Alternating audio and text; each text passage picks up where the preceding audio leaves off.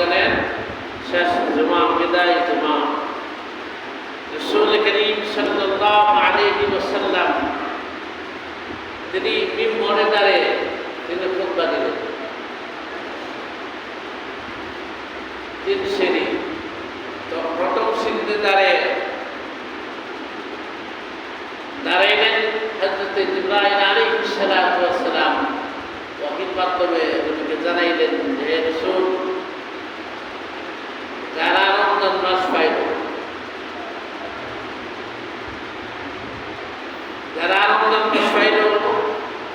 অথচ জীবনের গুনাহ মাফ করাইল না, এরকম মানুষ আছে যে যাদের সামনে রমজান মাসের ফসল আল্লাহ তাআলা পৌঁছাইলেন, রমজান মাসে আসলো, রমজান মাস পাইল, কিন্তু রমজান মাস পাইয়াও তার জীবনের গুনাহ মাফ করাইল। ওই সমস্ত লোকদের প্রতি আল্লাহর পক্ষ থেকে অভিশাপ। রাসূল বলেছেন যে আমি সাহাবীদের মাসুদ নবী করিম সাল্লাল্লাহু মিম্বরে দাঁড়িয়ে তিনি আমি বললেন না জানি কি ঘটনা হচ্ছে। আবার দ্বিতীয় শ্রেণীতে দাঁড়াইলেন, দাঁড়িয়ে তিনি খুতবা দেওয়ার জন্য অনেক এসেছেন, বলতেছেন যে হে রাসূল সাল্লাল্লাহু আলাইহি ওয়াসাল্লাম, যে ব্যক্তি তার জীবনে পিতা মাতা পাইল, মা বাবাকে পাইল, আর মা বাবার থেকে সে জান্নাত অর্জন করলো না, খরিদ করলো না বা কামাই করলো না, ওই ব্যক্তির উপরে আল্লাহর পক্ষ থেকে রাসূল বললেন যে আমি। তৃতীয় শ্রেণীতে জিবরাইল আলাইহিস সালাতু ওয়াস সালাম ওহীর মাধ্যমে জানাইলেন যে হে রাসূল সাল্লাল্লাহু আলাইহি ওয়াসাল্লাম, যে ব্যক্তি আপনার নবীর নাম শোনার পরেও দরুদ পড়লো না, কৃপণ, আপনার নবীর নাম শোনার পরেও দরুদ পড়লো না, তার জবানটা খুললো না এবং তার জবান দিয়ে আপনার নবীর উপরে দরুদ পড়লো না সাল্লাল্লাহু আলাইহি ওয়াসাল্লাম, এতটুকু দরুদ পড়লো না, ওই ব্যক্তির উপরেও আল্লাহর পক্ষ থেকে লানত। রাসূল করিম সাল্লাল্লাহু আলাইহি ওয়াসাল্লাম তিনি খুতবা দিলেন, সাহাবায়ে কেরাম শুনলেন, খুতবা শেষ করে তিনি বসলেন। সাহাবায়ে কেরাম প্রশ্ন করলেন, ইয়া রাসূলুল্লাহ সাল্লাল্লাহু আলাইহি ওয়াসাল্লাম, আপনি যে বলতে মিম্বরে দাঁড়িয়ে যে খুতবা দিলেন, খুতবার পরে আপনি 3 আমিন বলেছেন, এর কারণ? রাসূল করিম সাল্লাল্লাহু আলাইহি ওয়াসাল্লাম তিনি জানাই দিলেন, ও আমার সাহাবীরা শুনো, আল্লাহ রাব্বুল আলামিন হযরত জিবরাইল আলাইহিস সালাতু ওয়াস সালামের মাধ্যমে জানাই দিলেন, হে রাসূল জানাই দেন যারা রমজান মাস তারা জীবনের গুনাহ মাফ করাইল না, তার মতো হতভাগা, তার মতো দুর্ভাগ্য আর ওই ব্যক্তির উপরে আল্লাহ পাক দ্বিতীয় বলেছেন, যে ব্যক্তি পিতা মাতা পাইল, পিতা মাতার খেদমত করল না, পিতা মাতার থেকে জান্নাত কামাই করল না, পিতা মাতা থেকে জান্নাত অর্জন করল না, ওই ব্যক্তির উপরে আল্লাহ পাক বলেছেন যে আমি। দ্বিতীয়বার যে আমরা নবীর উপরে আমি মুহাম্মদ রাসূলুল্লাহ সাল্লাল্লাহু আলাইহি ওয়াসাল্লামের উপরে আমার নাম শোনার পরেও যে ব্যক্তির জবান দিয়া সাল্লাল্লাহু আলাইহি ওয়াসাল্লাম আসে না, পড়ে না, ওই ব্যক্তির উপরেও আল্লাহর পক্ষ থেকে ওই 3টা গুরুত্বপূর্ণ কথা দেয়া রাসূল খুতবা দিলেন এবং তিনি এই জাতির জন্য তিনি দোয়া করলেন যে রব্বুল আলামিন আমার উম্মতকে তুমি রমজান মাসে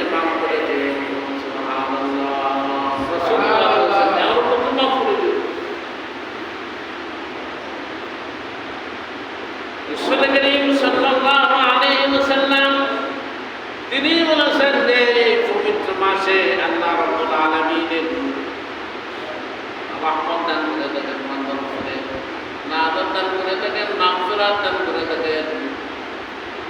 প্রতিদিন যখন ইফতারের সময় হয়, প্রতিদিন যখন সারাদিন যখন রোজাদার সিয়ামের আমল করে যখন ইফতার সামনে নিয়ে বসে আর দিলে দিলে ইস্তেগফার করেন, আস্তাগফিরুল্লাহাল্লাযী লা ইলাহা ইল্লা হুয়াল হাইয়ুল কাইয়্যুম। একটু দোয়া করতে থাকেন, আস্তাগফিরুল্লাহাল্লাযী লা ইলাহা ইল্লা হুয়াল হাইয়ুল কাইয়্যুম ওয়া আতুবু ইলাইহি লা হাওলা ওয়া লা কুওয়াতা ইল্লা বিল্লাহিল আলিয়্যিল আযীম। রোজাদার যখন ইফতার সামনে নিয়ে যখন এই তওবা ইস্তিগফার করতে থাকে, রাসূল করিম সাল্লাল্লাহু আলাইহি ওয়াসাল্লাম বলেছেন যে রোজাদার যে সিয়ামকারীদের সিয়াম অবস্থায় ইফতার সামনে নিয়ে এই দোয়াটা শুধু একবার পড়বে, আস্তাগফিরুল্লাহাল্লাযী লা ইলাহা ইল্লা হুয়াল হাইয়ুল কাইয়্যুম ওয়া আতুবু ইলাইহি লা হাওলা ওয়া লা কুওয়াতা ইল্লা বিল্লাহিল আলিয়্যিল আযীম। আল্লাহ রাব্বুল আলামিন ওই ব্যক্তির যদি সমুদ্রে ফেরাদুল্লো গুনাহ হয়, আল্লাহ রাব্বুল আলামিন ফেরাদুল্লো পরিমাণ গুনাহ হলো বান্দাকে সমস্ত গুনাহ মাফ করে দিবেন। সুবহানাল্লাহ। আর বান্দা যখন দোয়া করতে থাকেন, আল্লাহ রাব্বুল আলামিন ঘোষণা করে দেন, আল্লাহর হাবিব জানান যে প্রতিদিন ইফতারের সময় আল্লাহ পাক 10 লক্ষ নাফরমানকে আল্লাহ তাআলা ক্ষমা করে দেন। সুবহানাল্লাহ। কম চাইতে কম 10 লক্ষ নাফরমান আল্লাহ তাআলা ক্ষমা করে দেন। এরকম প্রতিদিন ইফতারের সময় আল্লাহ তাআলা মাফ করে দেন। এই জন্য রাসূল বলেছেন যে তোমরা ইফতার সামনে নিয়ে দোয়া করো, আর ইফতার দেবার সময় দোয়া করবে, আল্লাহুম্মা লাকা আসলামতু ওয়া তাওয়াক্কালতু আলা রিজকিকা আফতারতু বিরহমাতিকা ইয়া আরহামার রাহিমিন। আল্লাহর বান্দা যদি এই দুইটা দোয়া পড়ে আর সঠিক সময় যদি ইফতার করে সুন্দর সূর্য অস্তর সাথে সাথে ইফতার করার জন্য সূর্য থেকে অস্ত হয়ে গেল, ইফতার করো। রাসূল বলেছেন যে সূর্য অস্ত দেওয়ার পরেও যে ইফতার নেয়া পরিবসী করে অপেক্ষা করে, এই কাজ করে মানিয়া গাই করে, এরকম আছে না? ও ব্যক্তি রোজার সিয়ামের উপর প্রত্যেকে যে আল্লাহ তাআলা বন্ধুত্ব করে দেয়। এই জন্য ইফতার একেবারে সামনে নিয়ে আর পানি একবার কাছে নিয়ে বসে থাকবে। আর বান্দা যতক্ষণ বসে থাকবে আর ধীরে ধীরে ইস্তেগফার করতে থাকবে। আল্লাহর হাবিব বলেছেন, নাযারাত আলাইহিমুস সাকিনা ওয়া গাশিয়াত আলাইহিমুর রাহমাহ। যে আল্লাহর পক্ষ থেকে ওই ব্যক্তির জন্য আল্লাহ তাআলা মাগফিরাত কামনা করতে থাকেন। আল্লাহর পক্ষ থেকে অসংখ্য ফেরেশতারা ওই ব্যক্তির জন্য মাগফিরাত কামনা করতে থাকেন। ওই ব্যক্তির উপরে রহমতের বৃষ্টি আল্লাহ তাআলা নাযিল করতে থাকেন। সুবহানাল্লাহ। মানুষ দোয়ার জন্য দৌড়াদৌড়ি করে, কার কাছে দোয়া চাইবে, কার দোয়া করে, কেউ লাগে না।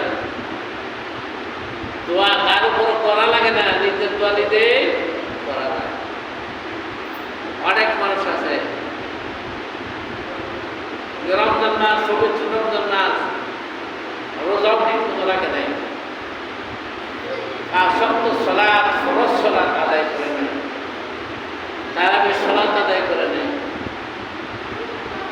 আর সে রেডি রয়েছে যে রমজানের কোনো একদিন যদি কোন একজন হুজুরকে যদি দেখা যায়, আর যদি সে আইসা যদি করেন যদি একটু দোয়া করে দেখা মাফ হয়ে যাবে।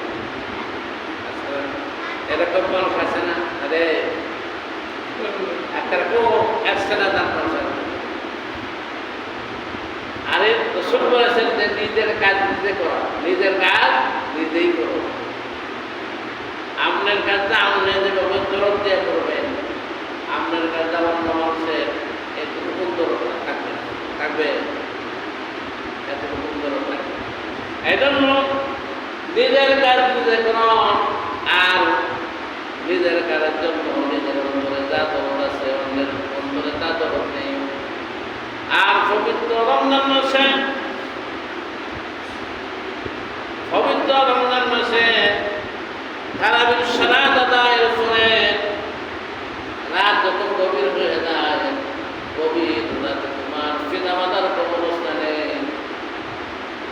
হাজির হও, তোমার মুরব্বীদের তোমার পিতামাতার কবরের কাছে যাও, গিয়া সূরা ইয়াসিন পড়ো, সম্ভব হলে সূরা ইয়াসিন পড়ো।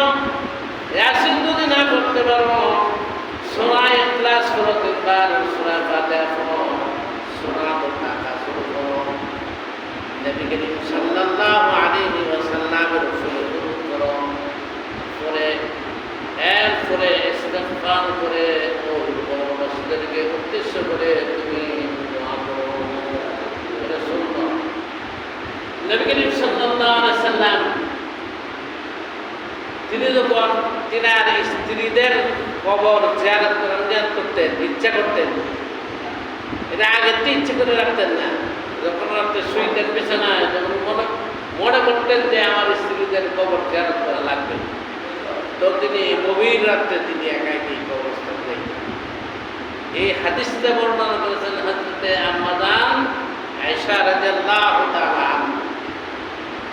তিনি বলেছেন রাসূল করিম সাল্লাল্লাহু আলাইহি ওয়াসাল্লাম একদিন আমার হুজরায় অবস্থান করেছিলেন।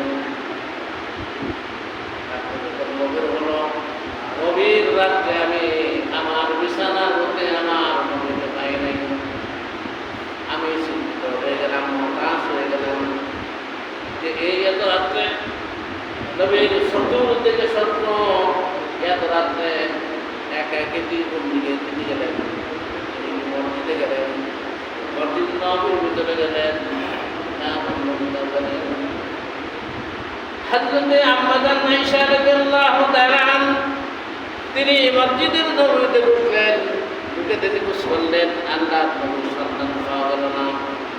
তিনি চিন্তা করলেন যে তুমি জান্নাতুল বাকির মধ্যে প্রবেশ করে দেখিয়ে দিন, জান্নাতুল বাকিতে গেলেন, গিয়া দেখলেন নবী করিম সাল্লাল্লাহু আলাইহি সাল্লাম তিনি এই কবরস্থানের সামনে গিয়ে তিনি আল্লাহর কাছে দোয়া করতেছেন, আর তিনার চোখ থেকে পানি জল জল করে দাঁড়িয়ে বিদে বিদে মনে করতেছেন।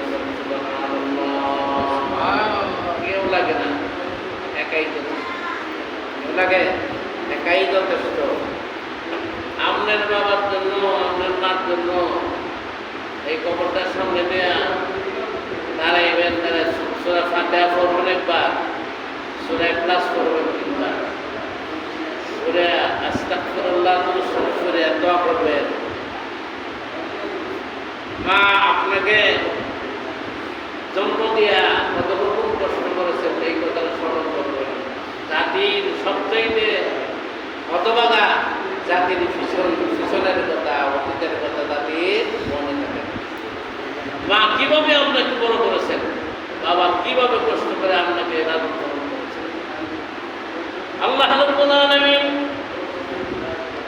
কোরআনে কারীমে আল্লাহ তাআলা ইরশাদ করবেন, রাব্বিরহামহুমা কামা রাব্বায়ানি সগীরা, যে তোমাকে তোমার পিতামাতা যেভাবে স্নেহের তুলে লালন পালন করেছে, আমি যেন তোমার পিতামাতাকে আমার রহমতের তুলে লালন পালন করেছি।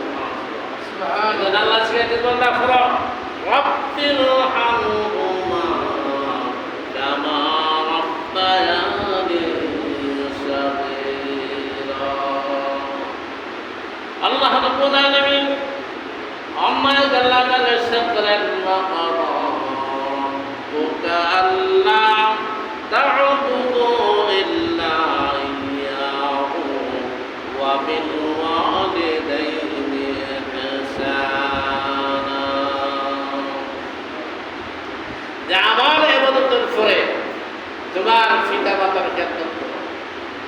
আমার ইবাদতের পরে কার খেদমত করো? তোমার পিতা মাতার খেদমত করো। আর পবিত্র রমজান মাসে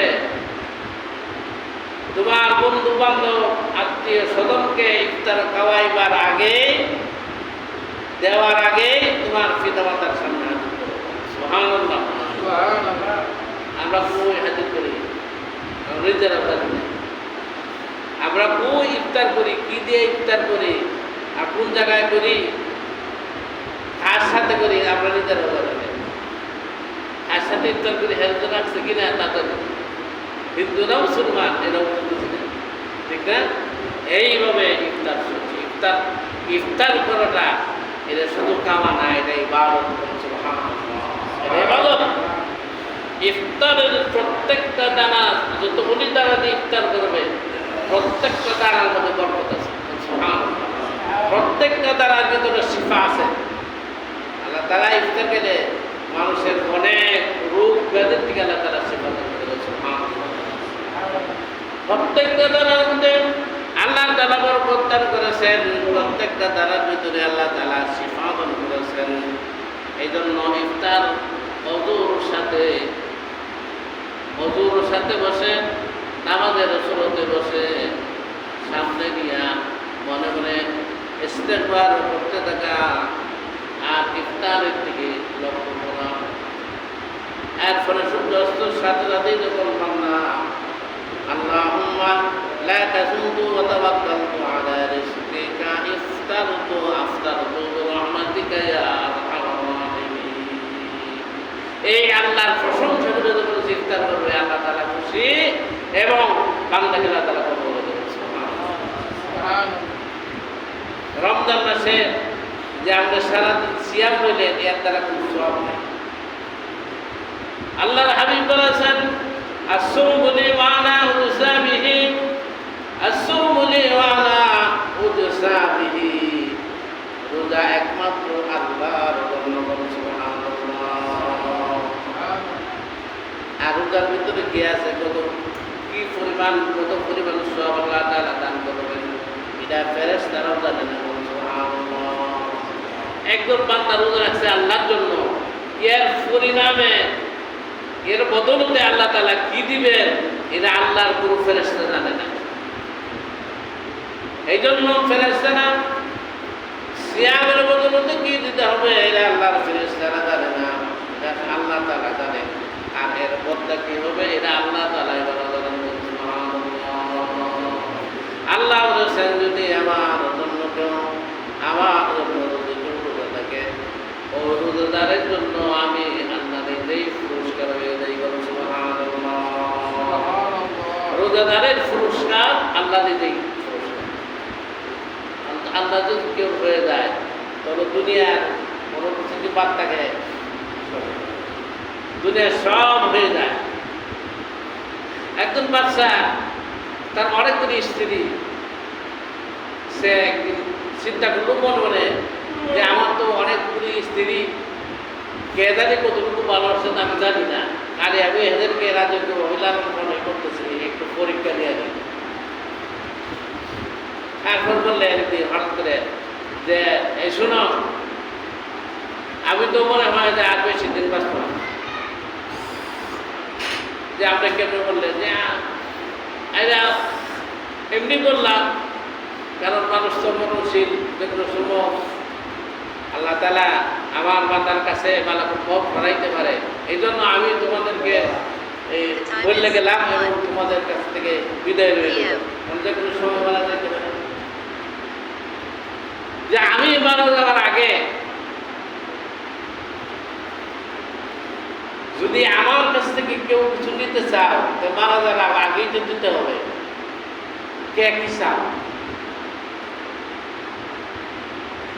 একজনে কেউ বলতেছে যে আমাদের এই রাজত্বরা 3 ভাগ করে 1 ভাগ আমাদের দেওয়া যান, আর কেউ বলতেছে যে আমাদের যে অর্থ সম্পদ যা আছে এগুলি আমাদের দেওয়া যান, কেউ বলতেছে যে আমাদের এই সুন্দর রাজমহলটা তৈরি করছে এটা আমাদের দেওয়া যান।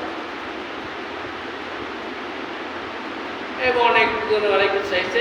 একজন স্ত্রী তিনি বুদ্ধিমতী, যে আমি যদি বাদশার কাছে রাজত্বের দ্বিতীয় অংশের এক অংশ চাই, তে তো আমি এক অংশের মালিক হয়ে যাব। আমার তো রাজত্বের দরকার পুরোটা, তে আমি পুরোটার কেমনে মালিক হব, এই চিন্তা ভাবনা করতেছি দাঁড়াই দিকে। বাদশাহ বললেন যে তুমি এমনি আমার দিকে চায় দাঁড়াই রয়েছো কেন? তুমি কিছু চাও না যে সবার চাওয়া শেষ হলে আপনি দেওয়া শেষ হলে করেন? কি কর, সবার চাওয়া শেষ হলে সবার দেওয়া শেষ হলে কি হল, তোমার কি দিব বলে আপনি দেন। সবাইকে বললেন যে তোমরা করো। সবশেষে ষোলোজন আইসা তার সিংহাসনের মায়ের মধ্যে ধরলেন আর বললেন যে আমি এই আপনার রাজত্বের কোনো অংশ চাই না, আপনার স্বর্ণ মুদ্রার কোনো অংশ আমি চাই না, আমি কোনো দণ্ড লোকের ভাগ চাই না, আমি কোনো আপনার প্রাচুর্যের ভাগ চাই না, আপনার বিশাল বিশাল নিমানতের ভাগ আমি চাই না, আমি চাই আপনাকে। চিন্তা করলেন যে বাদশাহ যদি আমার নিজের হয়ে যায় তো সব বাদশাহই আমার, ঠিক কিনা? ঠিক এইরকম মুফাসসিরিনে কেরাম বলেন যে আল্লাহ যদি আল্লাহর বান্দার হয়ে যায়, আল্লাহর জমিনের মধ্যে যায়, সব কিছুই তার জন্য হয়ে যায়। এই জন্য আল্লাহ বলেছেন যে আমি আল্লাহ রাব্বুল আলামিনকে যে ভয় করে মান্য করে, আমি আল্লাহ তাআলার ইবাদত করে, আমি আল্লাহ তাআলা তার জন্য হয়ে যাই, আমার যত মাখলুকাত আছে তার জন্য হয়ে যায়। সুবহানাল্লাহ, মানে মানুষের জন্য হয়ে গেছে, না চাইতেই দুনিয়ার অনেক কিছু হয়ে গেছে, আল্লাহর জন্য আগে হতে হবে। এই জন্য সিয়াম আমল করা একমাত্র আল্লাহর জন্য। আর সিয়াম, এই সিয়ামের মাসটা অত্যন্ত বরকতপূর্ণময়। এই বরকত যারা জিন্দা মানুষ তাদের একটু গায়ে কমই লাগে, কিন্তু মুদ্দাদের জন্য যারা কবরে আছে তারা হায়ু কাজ করতেছে। হ্যাঁ, রমজান মাস আমাদের চলে যেতেছে, আর রমজান শেষ হয়ে গেলে তো আমাদের যে কবরের যে অবস্থা, সে আগে যে অবস্থা ছিল সেই অবস্থা আল্লাহ তাআলা আমাদেরকে ফিরে দেয়। এই জন্য কবরবাসীরা খুব আক্ষেপ করে, কান্নাকাটি করে, রোদন করে যে আল্লাহ তুমি রমজান মাসকে পারে না। আর জিন্দা যারা তারা কবে ঈদের একটা তারিখ, কিন্তু কবরবাসীরা বলে আল্লাহর কাছে যে একটু বাড়াই দাও, একটু মাসটা লম্বা হোক, তা আমাদের জানের আসান হবে। আর যারা জিন্দা আছে তারা বলতে ঈদ কবে তাড়াতাড়ি হবে, এই জন্য তাদের গায়ে লাগে। এই কবরবাসীদেরকে আল্লাহ তাআলা রমজানের সাহায্য করেন, আকাশের পদ্ধতিতে কবরবাসীদেরকে আল্লাহ তাআলা খালাস করে দিলেন। আল্লাহ তাআলা এবং ওদের দিকে তাকাইলেন না, আল্লাহ তাআলা সব সমানে মাফ করে দিলেন। এই পবিত্র রমজানের ইজ্জতের বরকতের আর এই রমজানের এই ইজ্জত আর এই বরকত কেন আল্লাহ তাআলা কোরআনে কারীমে সূরা নাযিল করেছেন, যে সূরা তাবারাকাত সূরাতুল কদর শুনছেন? কোরআনে কারীমে একটা সূরা আছে, সূরা নাযিল আল্লাহ তাআলা করেছেন, যে সূরার নাম রেখেছেন সূরাতুল কদর। কদর মানে কি? সম্মান, সম্মানিত। অনেকেরই মনে মনে প্রকাশ্যে জিজ্ঞাসাবাদ যে কদরের নামাজ পড়ি, কি কদরের নামাজ? যে আমরা লাইলাতুল কদরের নামাজ পড়তে পারি। লাইলাতুল কদর তো একটা দিন বা একটা সময়ের নাম, কেন? একটা দিন বা একটা সময়ের নাম। এত নামাজ না। إنا أنزلناه في ليلة القدر وما أدراك ما ليلة القدر ليلة القدر خير من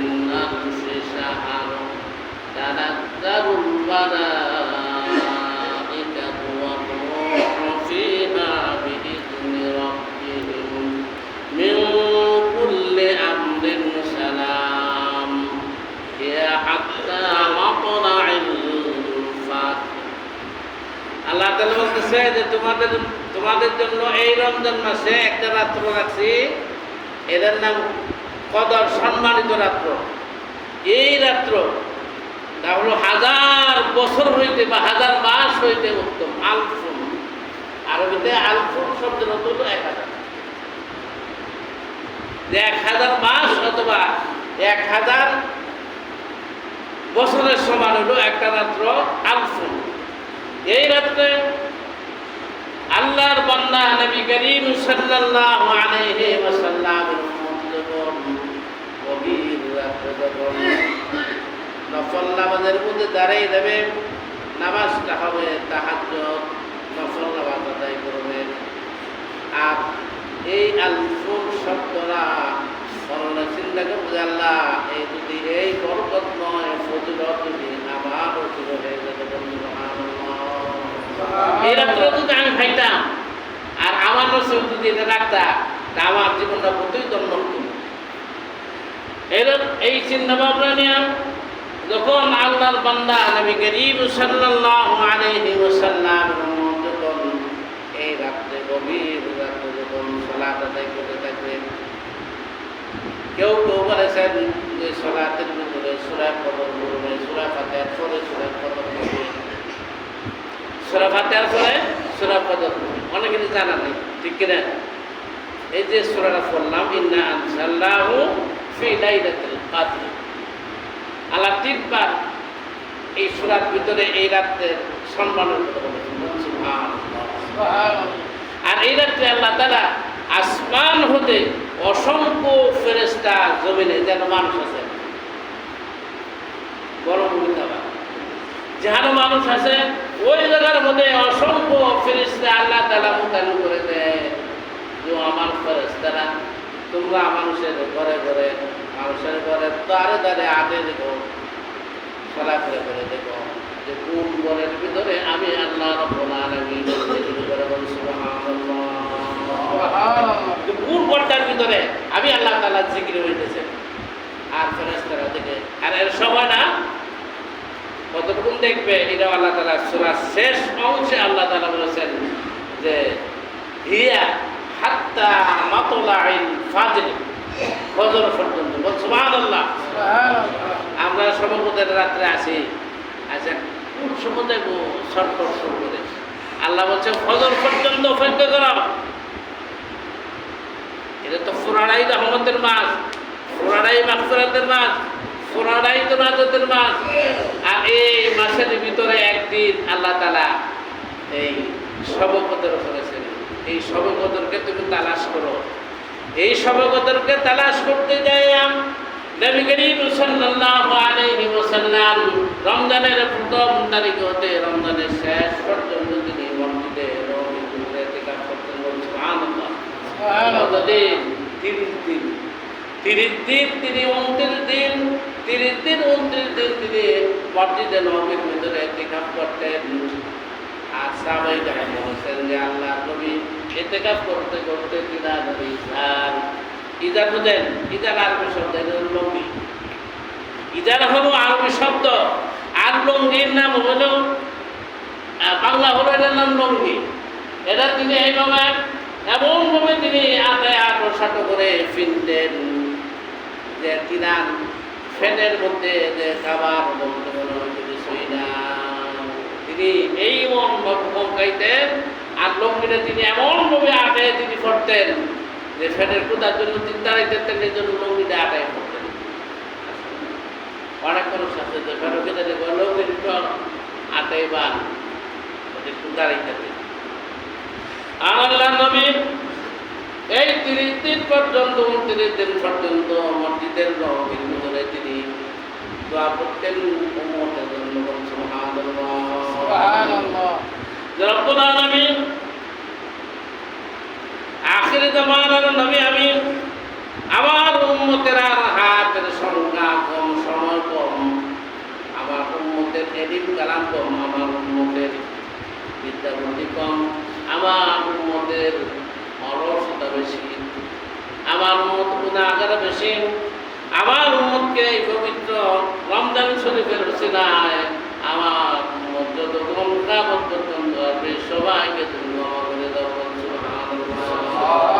নবীজি দোয়া করেছেন আজ কত বছর আগে, আজ থেকে 1450 বছর আগে মসজিদে নববীর ভিতরে ইতিকাফ করে ইতিকাফরত সেই উম্মতের জন্য দোয়া করেছেন। আমরা উম্মত কিন্তু বুঝবই না, বুঝি উম্মত আরবি শব্দ আর এর বাংলা হলো অনুসারী।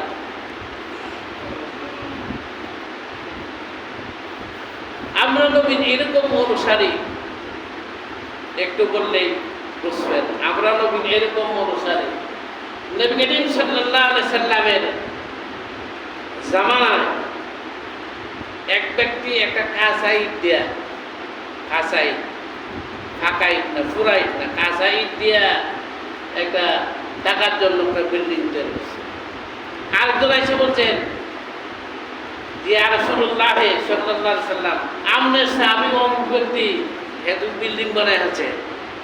আল্লাহ কি কো, আল্লাহ তো দুনিয়াতে বানান বিল্ডিং তৈরি করার জন্য না, আল্লাহ তৈরি করেছেন আমলাত ইমানকে মজবুত করার জন্য। সুবহানাল্লাহ, বিল্ডিং তৈরি করছে।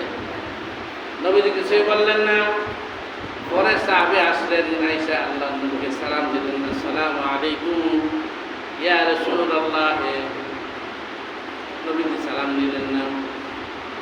আবার সালাম দিলেন, নবীজি সালাম দিলেন না। নবীজি ঘুরে গেলেন, আবার সে দিক থেকে সালাম দিলেন, আসসালামু আলাইকুম ইয়া রাসূলুল্লাহ। সালাম দিলেন। তিনি হতভম্ব হয়ে গেলেন, অবাক হয়ে গেলেন যে নবীজি আমাকে তো খুব মহব্বত করতো, ওয়াদা করতো, নবীজিকে আজকে আমার সালাম দেওয়ার জন্য গ্রহণ করে নেন। আরেকজন সাহাবী বললেন যে আল্লাহর নবী তোমার প্রতি বেজার হয়েছেন, যে আমার প্রতি কিসের জন্য বেজার হয়েছেন, যে তুমি বিল্ডিং তৈরি করেছ, তুমি বিল্ডিং বানাইছো, এই জন্য আল্লাহর নবী তোমাকে পছন্দ করে না। সাহাবী বাড়িতে গেলেন, গিয়া মিস্ত্রি লাগাই দিলেন, বিল্ডিং ভেঙে সমান করে দিলেন। আবার নবীজির দরবারে এসে বললেন, ইয়া রাসূলুল্লাহ, আমি যে তারা বিল্ডিং নির্মাণ করেছিলাম, এই বিল্ডিংটা আমি সরমার করে দিয়েছি, বেগুনি ফেলেছি। আল্লাহর নবীর মহব্বতের আশায়। সুবহানাল্লাহ। নবীজি মুস্কে হাসলেন এবং তার জন্য দোয়া করলেন।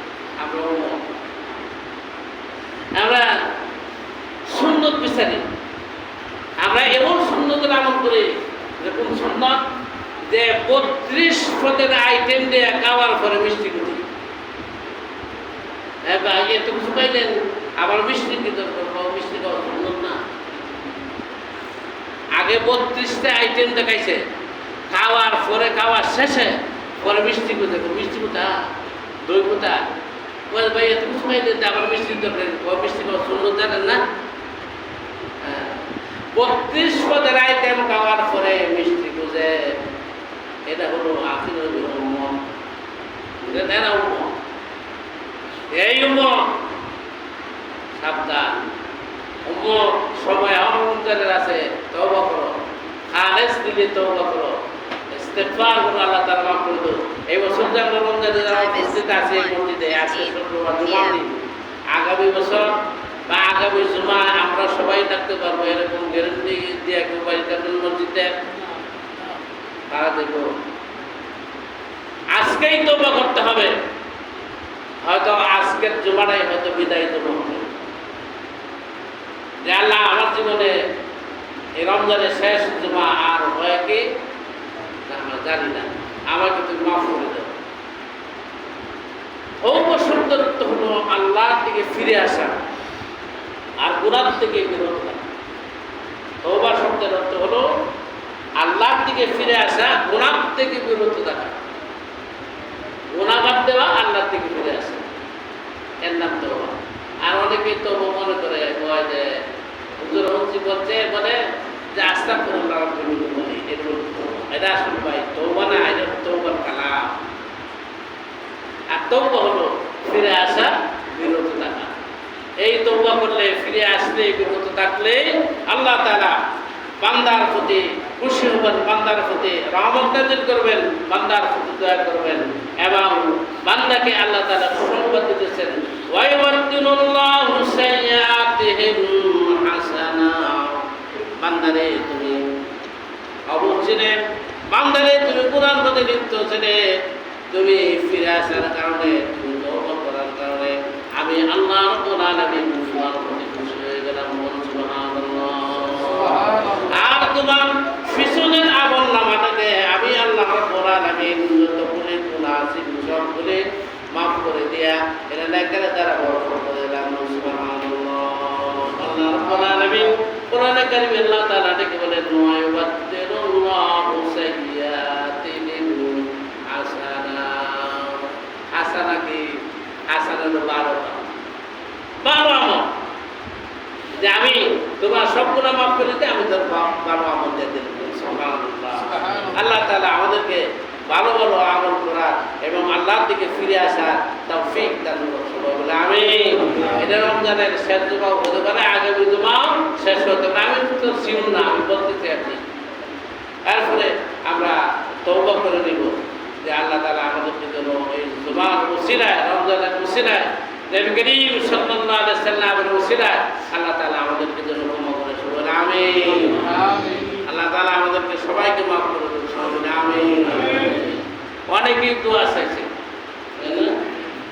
অনেক মানুষের দোয়া চাইছে যে আমার জন্য দোয়া করেন বা আমার মা বাবার জন্য দোয়া করেন। আমরা সকলের মা বাবার জন্য দোয়া করবো।